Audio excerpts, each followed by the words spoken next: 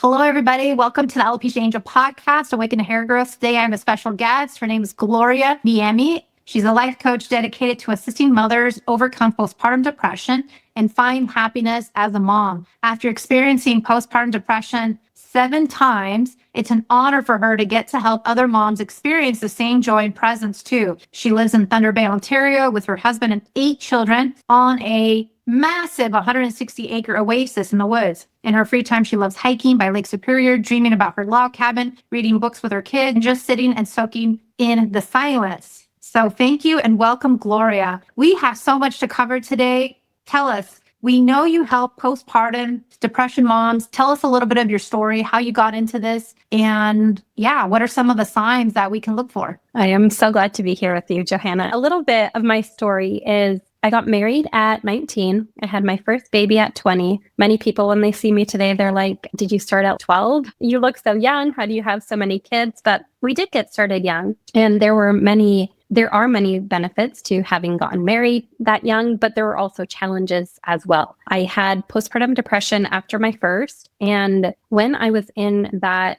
postpartum period, I did not know that depression was what I was experiencing. I had many changes in my life in a very short period. I was young. I moved across country to Ontario, where my husband was born and raised. So I had a whole new community around me, new family, nobody that I really knew or connected with. It was a totally different pace of life. We lived in the big city, so there was a lot of traffic and people and construction and all of the things. There were so many changes in such a short period. And I think that this led to me not knowing how to explain the changes that I was experiencing or why I was experiencing them in this way. Motherhood itself is such a huge adjustment. It's a complete identity shift. You are now responsible for raising this little baby. Becoming a mom causes you to come up against your biggest insecurities, the things that you thought you left behind when you said I do.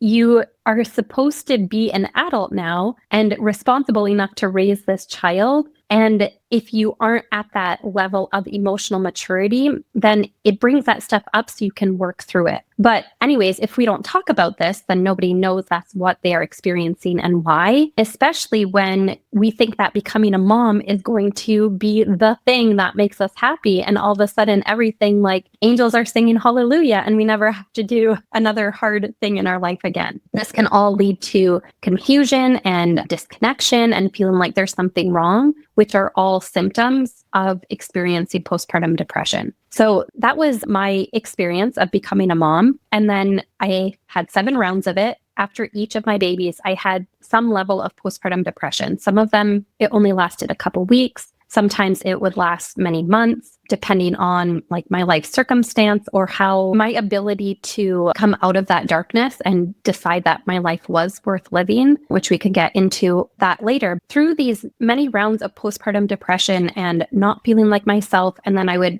find myself again, and then I'd get pregnant and I'd start the whole cycle all over again. I found that there are really common patterns, and there's things that are helpful that can help you prevent postpartum depression, help you get out of that darkness and find yourself again. And then there are also things that make it worse. And one of the things that really gets me is that it's the symptoms of the depression that make the depression worse. So it's like that never-ending spiral. If you are on that cycle and you can't stop it, it will just keep going lower and lower. And that's really why I'm here today, is because I want to bring the tools and the mindset shifts, the strategies to as many moms and fathers as possible so that we can stop those cycles. I know that when you can mother with love and from who you are, from your heart, that is when we can raise babies, not perfectly. I'm not talking about being perfect parents here, but we can raise our babies in the way that we want to, and they can grow into beautiful, amazing, whole human beings who have so much to bring to this world as well.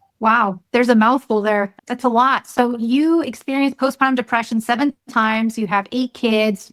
Let me just set the record straight. And each time you had postpartum depression, did it look the same? Did it not look the same? So let me go ahead and compare this to alopecia. There's a lot of clients who I work with who they've been dealing with cycles of alopecia on and off for 10 years, 20 years. They know the signs, they know the symptoms, they see it. And so it's a pattern. And normally in their patterns, it gets worse and worse each time. So did it get worse and worse each time for you? Or were you able to repair it, catch it like a fire that starts in the oven? Are you able to catch it and diminish it? Or how did you go about handling these 7 different times of postpartum depression? Because that's huge. Totally. So like I was saying about this downward spiral, the symptoms making the symptoms worse, I would say that looking back, the hardest postpartum depressions that I experienced were my first, because I was so lost and confused. I could talk to my husband or my mom about what I was going through, but they were like, I don't know what to do. Maybe you're screwed. Like they didn't have any tools to help me with it. And then my sixth was one of the hardest as well, because I had already started my business at that point. I was helping other moms feel better, enjoy their life more. And then here I am having the postpartum depression again. And I was like, what is wrong with me? I should not be experiencing this. So that was really inviting me to another level of healing. So those were the 2 hardest experiences. And the other ones, I would say there were some similar patterns where I would start to disconnect from people that I loved, wanting to just pull away, be in my safe little bubble, getting more irritable, faster to react with my kids. There were similar patterns. And then depending on my mental state or the circumstances that I was in, perhaps for one of the postpartums, I had a friend who reached out and was like, hey, what are you going through? And they were able to help take me back faster. So yeah, I would say that that's the experience of the difference of the cycles in that pattern. So I know that postpartum depression can be, depending on where you live, what group, what religion, what you subscribe to, could look a little taboo and maybe even non-existent. For example, when I was pregnant at 40, having my first baby, my mom and my grandma, who both have 3 and 4 kids each, never mentioned postpartum depression, never mentioned it like a thing. And mind you, they both never even breastfed. So it's because they didn't have it, they also didn't have nausea or morning sickness. So maybe because they didn't have it or experience it, they weren't able to talk about it, just like breastfeeding, which is wild to me that they weren't able to do that. But in any case, I guess maybe they were speaking out of experiences, but how come more people are not talking about this, making it more prevalent? So for example, I talked about menopause a couple episodes back. Oprah did this big thing about menopause because again, it's another thing that's not talked about. And even the full pregnancy and labor and what this looks like, and the possibility of tearing and the possibility of forceps and all these other possible situations never came up until I educated myself. Totally. And I think to some degree, it's probably the vulnerability that's required for having harder conversations. Like some of these talks are more uncomfortable if people have not done the healing work themselves to really meet themselves on that deep level. It can be a really uncomfortable thing to ask someone about. There's also a lot of insecurity. If I experienced this, but they didn't experience that, then does that mean that I did it wrong? So that's also another reason why moms who are in the depression don't open up about what they are experiencing, because they're like, I don't know, maybe there's something wrong with me. For sure, there is something wrong with me. Many of us go into motherhood thinking that it's going to be perfect. We're going to have so much love. It's going to be amazing, like everything that we dreamed of. And we don't realize that there are also hard feelings that come during the transition into motherhood. There's hard feelings that can come up between you and your husband, you and your spouse, things that you didn't think that you would have to deal with as you transition into these new roles in your relationship. There's the wounds that get opened up from your past as you begin to raise your child, and all the ways that your parents raised you are coming up and you're getting to work through them. So it's really this idea that something is wrong if we're feeling like this. And then if someone else isn't being open about it, then we're less likely to open up about it too, because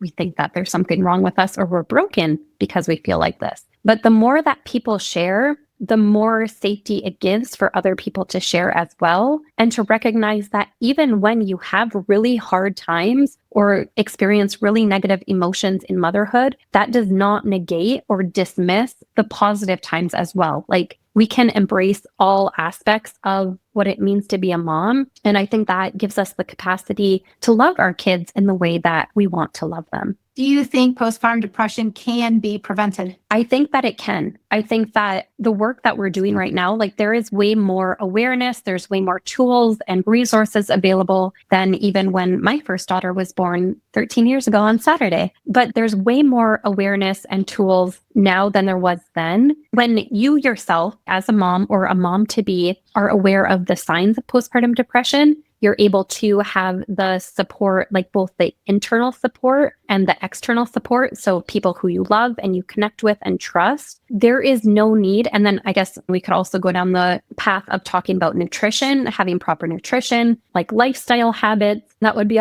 another episode on like how our lives, many of our lives are structured today is so opposite from how we are meant to be living that it's no wonder to me that there's so much depression and anxiety. But when we can have all of those things in place, the nutrition, the sleep, of course, you're not going to be getting much sleep during the postpartum, but either having the physical support to support you or the internal support to be with yourself as you are not getting the amount of sleep that you are used to getting, then I believe that postpartum depression, if it can't be prevented, it can be minimized. Did you experience, just out of curiosity, postpartum hair loss with any of your pregnancies? All of them? Oh yeah, all of them. I actually just, like, you can see my cute little teeth coming back. I'm about 11 months postpartum now. Okay. I only asked because with postpartum hair loss, I never experienced it. And granted, my field is the hair loss. And so I was determined to have my whole army and arsenal of things so that this wouldn't happen. And it didn't. I never had postpartum hair loss. And so for those of you listening, we already know you can prevent alopecia, you can prevent the hair loss, you can prevent the postpartum hair loss, but you can also prevent and minimize the postpartum depression aspects of it. So for the dads, or let's say sisters or moms or anyone else seeing this from the outside who's not the mom with the new baby, what are the signs that we should look for? You mentioned isolation. You mentioned being quick to light up, like just anger, or maybe some sort of like snappy, short answers over spilled milk or whatever it is. Anything else that we should be looking for? Because the more signs we can give people, the better it is. Sometimes we're all busy.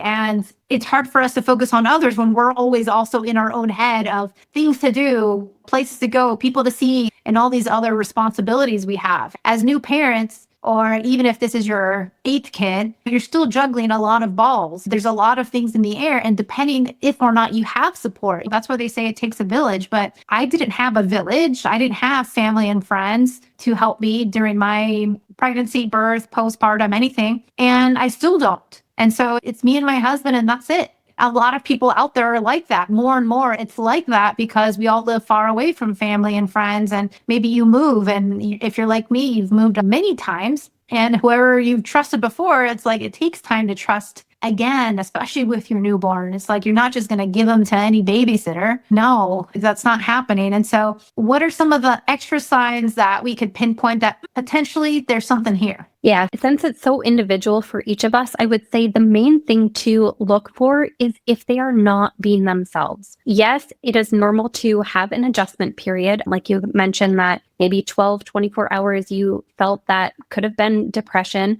but you were able to snap out of it. So that adjustment period, or they call it the baby blues, that can be normal. There's 70 to 80% or whatever the statistics are of moms who experience that. But if someone is not being themselves, if your wife is not being herself, and you can also use this awareness for yourself as well. I don't feel like me. And then it's lasting longer than a week. If it's lasting longer than a week, I recommend getting help. Either just opening up to your husband, reaching out to a friend, your mom, a sister, someone who you trust, a therapist, a coach, someone who you trust, so that you can stop that spiral before it becomes bigger than it needs to. So if they, like I mentioned, if they're pulling away, if they are more irritable, if they are not handling situations how they typically do, if they aren't doing things that they enjoy. Yes, becoming a mom takes a lot of energy and time and bandwidth, but you can still enjoy like sitting on the couch and drinking a cup of coffee while you snuggle your newborn. If you notice how they are interacting with you, if they're more disconnected, if they're on their phone a lot, if they don't want to like engage in conversation, or they're really like very sensitive, like not in a good way sensitive, but like anything that you say can set them off. Like these can all be signs that there is an internal conflict brewing, which could be postpartum depression or postpartum anxiety. So once the new mom tells their husband, a family, or their coach or something, like what do those next steps look like for that person? Because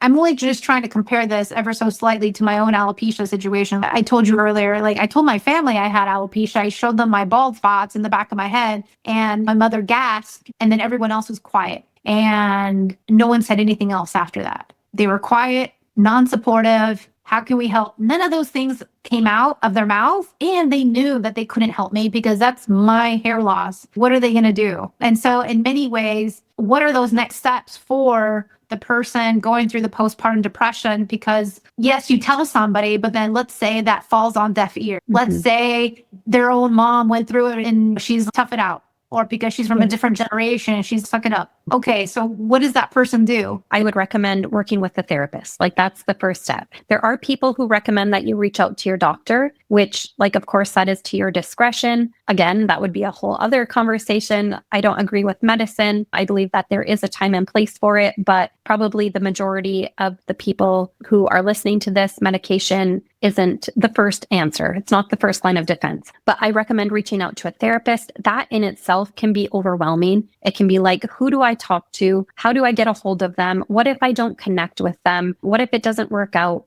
There's, of course, the financial aspect if you don't have benefits. Like there's so many different kinds of therapy. I wouldn't even know how to say which one would be the best for each person, but be willing to contact even 5 or 10. Just with many of them will have a short 15-minute phone call that you can just chat with and get to know each other, see if you have that connection before you decide, okay, no, this is the one that I trust and this is who I want to work with. If you don't have the energy or the bandwidth to do that, get your husband or your spouse or someone that you trust in your personal life, if they're able to be with you and help you make those phone calls. But what I also recommend is that it comes from within. No one can help you if you can't help yourself. And so if you can't even make the phone call to a therapist to get help, then maybe visiting with your doctor would be a best. But when you're like, okay, yes, it's overwhelming. Yes, it's uncomfortable to make this phone call, but my mental health and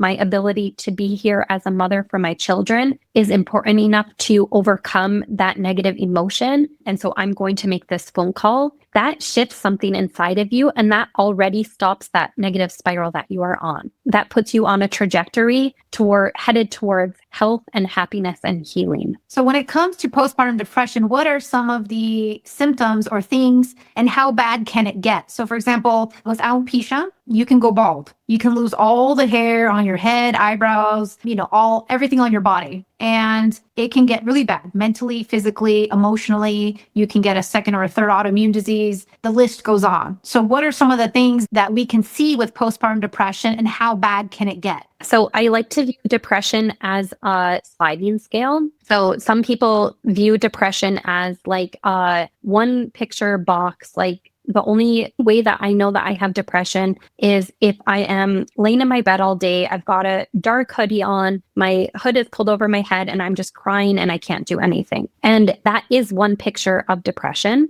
But depression is a whole scale. So on the milder side, there's someone who is still functioning in their life, but they are bringing a heaviness with them throughout their day. Their heart isn't in what they're doing. They don't really feel like themselves, like something feels off. They feel sad, or they are easy to cry, those kind of symptoms. In the middle, we have a more medium severity or depth of depression, which is, it's not just the mild, but you're still functioning. It's maybe you are more reactive, more sensitive, you have less energy, you're more on your phone, you don't do the things that you know you should do to be happy or to have energy. And then on the severe side of the scale is where you have like suicidal ideation, also death ideation, where you don't actually want to kill yourself. You don't think that you should be alive, or you just want to fall asleep and never wake up, or you think that you your kids would be better off without you. There's also like hallucinations. Those are some of the more severe symptoms of the depression. So in terms of statistics, what data can you show us in terms of like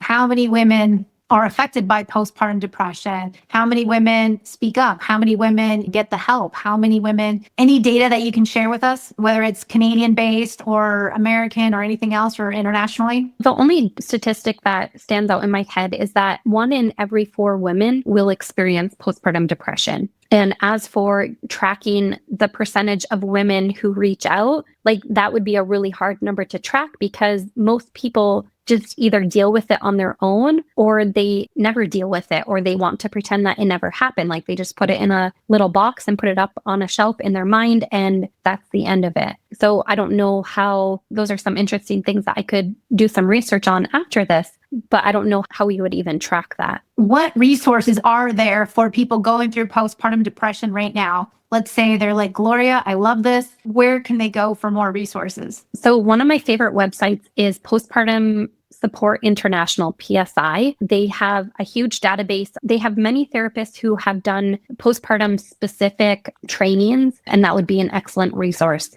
that I would recommend going to. Awesome. Have you yourself like dabbled into maybe, I don't know if there are any, I'm sure there are associations, Facebook groups or anything else? I've been on a couple Facebook groups for different things, whether it's health or anything else related to it. And most of them are hit or miss, and most of them are negative and bitter and not really helpful. So what is your take on that for you? Or for postpartum depression in general for this industry? Yeah, so there are many Facebook groups who are specifically for postpartum depression and anxiety. And I would say that it depends on what you are wanting to get from them. I agree, there are a lot of posts on there that can be really negative, very, very not uplifting and supportive. But there are also places or people in those groups who you're able to share in them and be heard and validated. And hey, you're not the only one who's experiencing that. And that in itself can be helpful, especially if you're feeling very ashamed of how you are feeling. If that sounds like something that would be supportive to you, then for sure go join a couple of Facebook groups and share some of your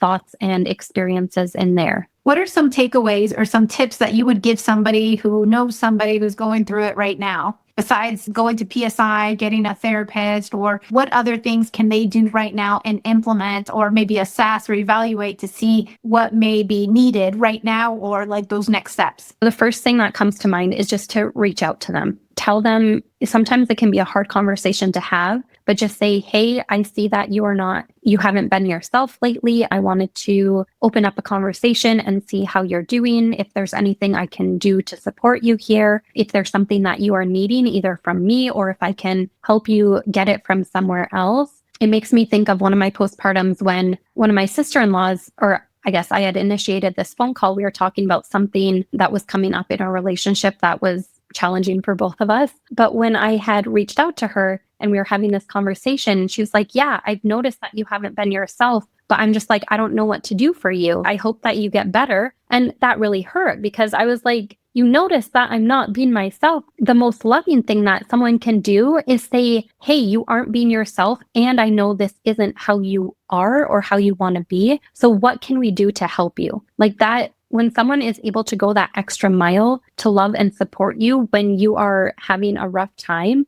that is one of the most incredible things that anyone can do. Understood. And going back into when I told my family I had alopecia, I don't blame them for not supporting me because they were probably as ignorant about alopecia as I was. They were without the tools and the techniques and the strategies and the ideas. Like my mom said, go see a doctor. Really? Thanks. Because that led me down this black hole of situations, which at the end of the day, I'm grateful for because again, now I'm able to in turn help people with a proven strategy and not the medication route, which has no results or outcome or anything favorable to it for hair loss. So I don't blame my family. The thing is, it's like when people don't know, they don't know. It's like when you're at a school, when they're like, hey, who knows the answer to problem number 7? When no one knows, everyone's just quiet, right? Everyone's just like hiding their hands and their arms and because they don't want to be picked on. It's the same thing, just in adults. It's like, they don't know. They don't know how to support. They don't know. So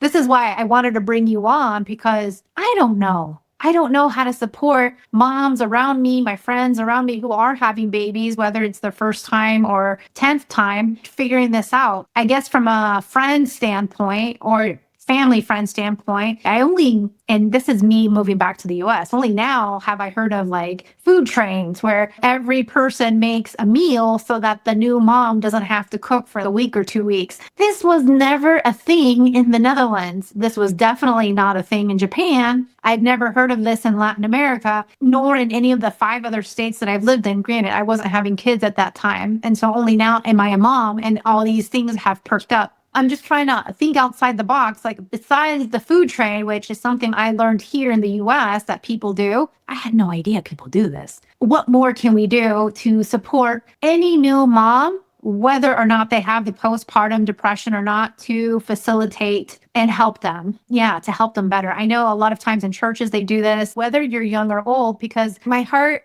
goes out to you, especially that you said that you were a new mom like at 19, 20 years of age. And I was a new mom at 40. But at the same time, whether or not I was older than you or not, I still almost went through the same things. I also didn't have the help. I also didn't have the resources, especially not in English, because I lived in a Dutch country. And so the thing is, it was almost even harder in many ways, in many aspects. And it was COVID on top of it. So I was really isolated, which could have been a good thing. Again, going back to the initial question, what more can we do for a new parent, a new couple who's having a new baby for the first time, and where we know that this is going to potentially create new routines, lack of sleep. Also, maybe the mom or the dad don't have time off. Let's say maybe they have to get back to work, or the dad, there's no paternity leave depending on the company he works for. And so he has to go back to work, same old. And the mom, maybe she is an entrepreneur and maybe she has to go back to work where you couldn't take necessarily a lot of time off. You had to get back to work because that's part of the situation. So what other things outsiders can do for new parents or anyone having a new baby? So again, I would say just reaching out, like asking them, hey, what do you need? You just had a baby, offering help. Do you want me to come make a meal for you? Do you want me to take your other kids on a walk while you have half an hour with your spouse or just you and your baby? Do you want me to do some cleaning at your place?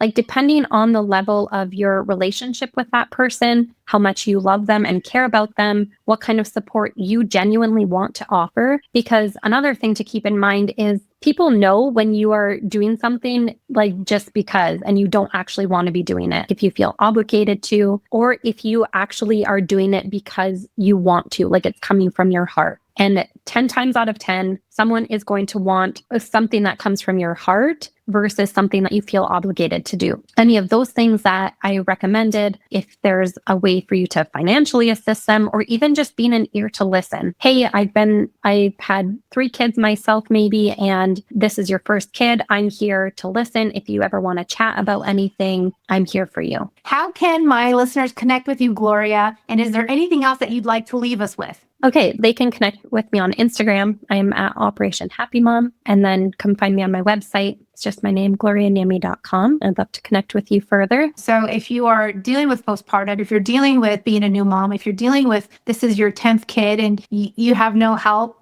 reach out to Gloria, because your children deserve it and you deserve the help. You deserve the support. And if you have any issues with hair loss, postpartum, COVID, alopecia areata, totalis universalis, androgenic, traction, female pattern baldness, I can help you. I can get you to the results. And this is the key. It's like there is help out there and we just need to take action. Anything else, Gloria? No, that's everything. Thank you, Johanna. I love seeing you smile. You have such a beautiful smile. Thanks. Thank you for listening to the Alopecia Angel podcast, a positive light in healing alopecia. You can do this and we can help. Spread the word that reversing alopecia is possible by telling your friends and family.